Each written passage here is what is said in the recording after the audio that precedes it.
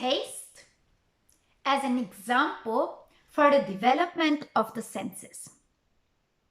When children are born, newly born, they are babies, their senses are there. They have all their senses. They have the sense of touch. They have the sense of seeing, vision. They have the sense of smelling, tasting, hearing. All senses are there and they are ready to be used. Very important, they are ready to be used, but they are not well developed enough. The abilities of perception, how well a child can distinguish or a person can distinguish sounds or shape or touch, depends on the training. And here I'll first give an example that we all know and we all wonder about. Have you ever tried to go with your fingertips over braille writing? I have, because I wanted to know how do blind people read. And if I go over it, I feel something rough. But I have found out I will not be able to read it. Why?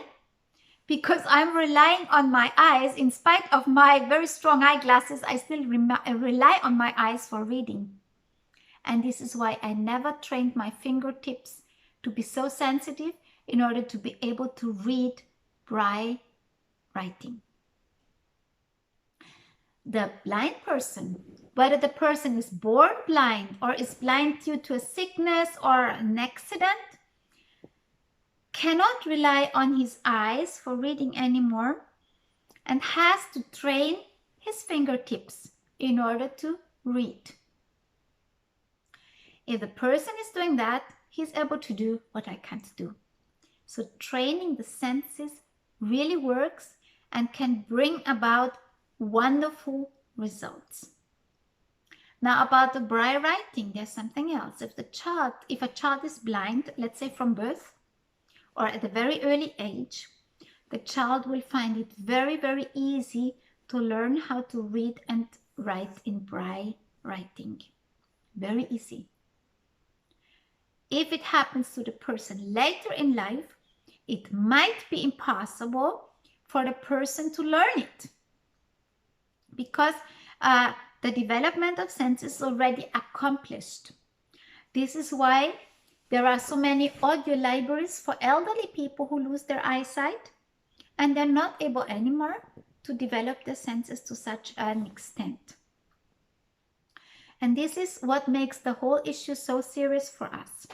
Children need to develop their senses very, very early in life.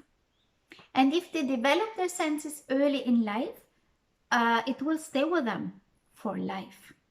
If they don't, they will never develop them again. But naturally, from birth, we all have the same possibility of development. Some sensorial training is ethnic. And I want to give an example from colors. Did you know that there is a people which lives in the South American jungle? And they have 37 different words, names for green. We have green, light green, dark green, olive green, turquoise. Is that green? Is it blue? I'm not sure. So we have, let's say, 5 words, 6 words, 7 words for green. And when I'm not even sure whether something is light or dark or olive, but they have 37 different words. And they see green and they call it by its real proper name. Because the children who are born there grow up with training their eyes to distinguish different shades of green in such a marvelous way as we can't even imagine. Now, in another part of the world are living people who see a lot of snow. And snow is white. And these people have more than 30 different names for white. Now that's odd because we have just white. There's no dark white, there is no light white, cream is actually not white. We have just one color, and white is white to us. But to them, white has many, many different names because they see different qualities of white and they name them in a different name. What do we learn from that? Training the senses has to happen very early in life. It has to happen until maximum 5 years of age. It is connected to training and education, which means that is our responsibility as educators. So training the senses, we have to provide for it, we have to guide it, and we have to purposefully plan for it. I will now give an example on how is the inborn sense and how the sense has to develop. And I will give an example from taste. We do that with our mouth, with our tongues generally, and we develop taste very early in life. And I can prove that very easily because if you meet Chinese people anywhere in the world, most of them will prefer Chinese food to, let's say, European food because they have learned to appreciate it early in life. Italian people will prefer Italian food, Turkish people prefer Turkish food, and so on, because they have learned to appreciate these types of food because they have learned to like it. If you took siblings or twins and had them adopted in different parts of the world where there's different food, one will come out liking or loving, let's say, Italian food, and the other one Chinese food. Taste is being learned and we know it. Now, children are born with being able to taste different tastes like sour, bitter, salty, and sweet, but they are naturally inclined to prefer sweet to any other taste. That is put into the children at birth because mother's milk is the best food for newly born babies, and mother's milk is sweet. So the food which is best for the kid, by nature the child prefers this taste to any other taste of the world. That is put into the child's genetics, every child's genetic everywhere in the world, in order to make sure that the child loves the food which is best for the child. For grown-up people, mother's milk is not the best food. So we have to grow out of this taste. And as children are all born to parents, into societies and into families, these families have the responsibility to train the taste of the children in order to love what is best for them. When they grow out of the age of the best for them being mother's milk, we have to teach them to grow out of the age of preferring sweet to other tastes.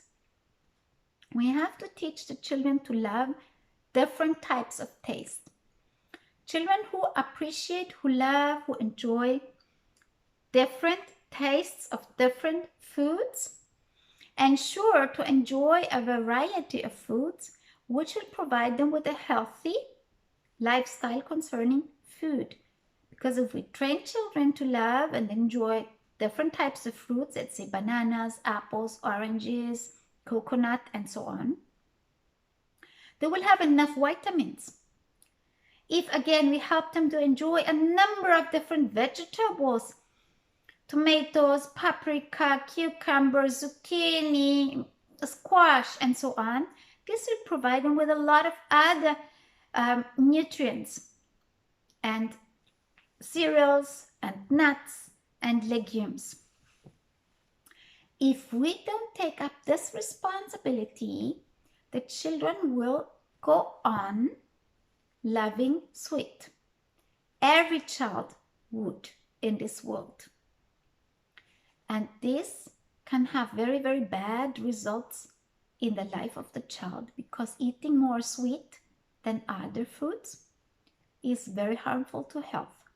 So the sense of taste must be developed and it must be trained. Now, how long does it take? Researchers tell us that a child has to try any type of food at least 6 times before the child will enjoy it, like it. It means you want the child to enjoy spinach, the child has to try it a little bit, at least minimum 6 times before the child will enjoy the taste.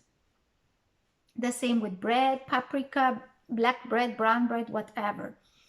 The child has to try it for many times before being able to eat it and enjoy it. So now what is true for taste is true for seeing colors. We've mentioned that you have to train the child has to train seeing colors. It is something the child has to do by himself, because it's not your senses, it is his senses.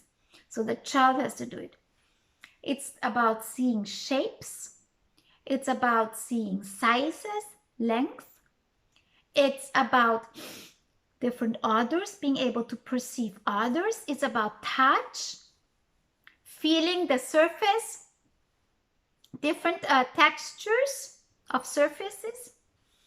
It's about feeling shape, that's called stereognostic sense, being able to detect whether it's a prism or any other shape or a cube.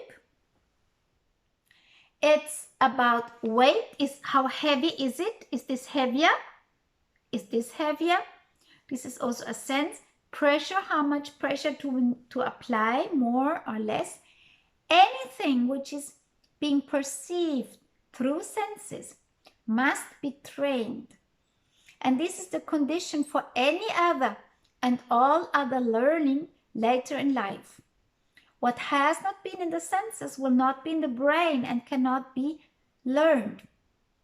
So children who are not being trained to appreciate, match, compare flowers, leaves, trees, birds, it will be close to impossible for them later in life to learn about those birds and trees and flowers and so on. Biology will be hard for them. The same with any other things which needs to be perceived through the senses. So sensorial training, sensorial education is the condition for all learning later in life.